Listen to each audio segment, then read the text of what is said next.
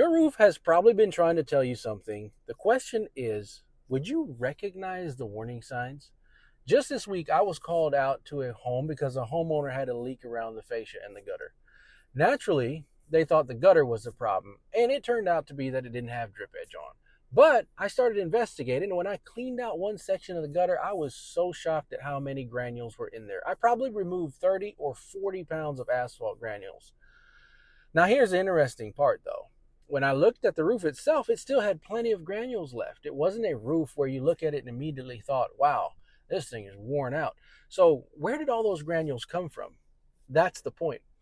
Roofs don't always give obvious warning signs. Sometimes they're telling a story that's a little more complicated than good roof or bad roof. Those granules told me something had definitely been happening over time, but they weren't enough by themselves to say the roof needed replacement.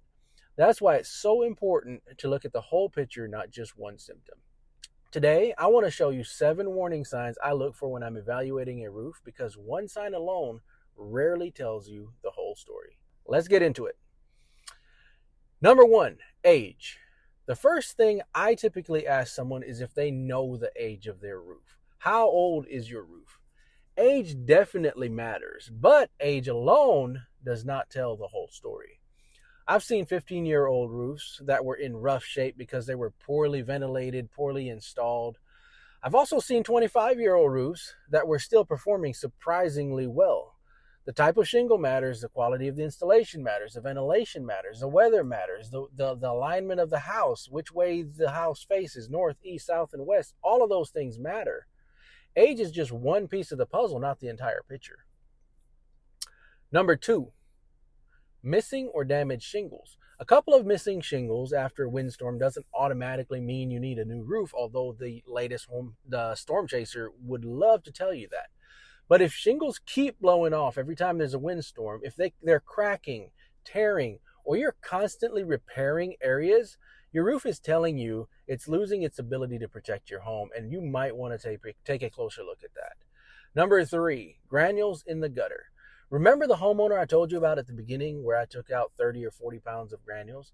They weren't just making the gutter heavy. They were evidence that the roof had been shedding its protective coating over time. Now, you need to think of granules of like sunscreen for your roof. They don't actually shed water, but they protect the asphalt from the sun's UV rays. Now, here's what's important. Granule loss by itself does not automatically mean you need a newer roof. Some granule loss is completely normal, especially on a newer roof. That's exactly why you don't want someone making a recommendation based on one thing alone. You have to evaluate the entire roofing system. Number 4.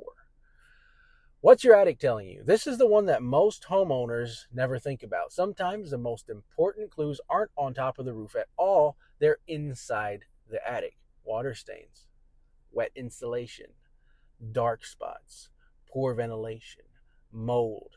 The attic often tells the story long before the ceiling in your house does. That's one reason I always like to inspect the attic whenever possible. It helps to connect the dots and tell the full story. Number 5, curling or buckling shingles. As shingles age, they start to lose flexibility. You'll begin seeing edges curl upward or shingles begin to buckle. When that happens, they're much more vulnerable during the next windstorm. It's another clue that the roof is aging.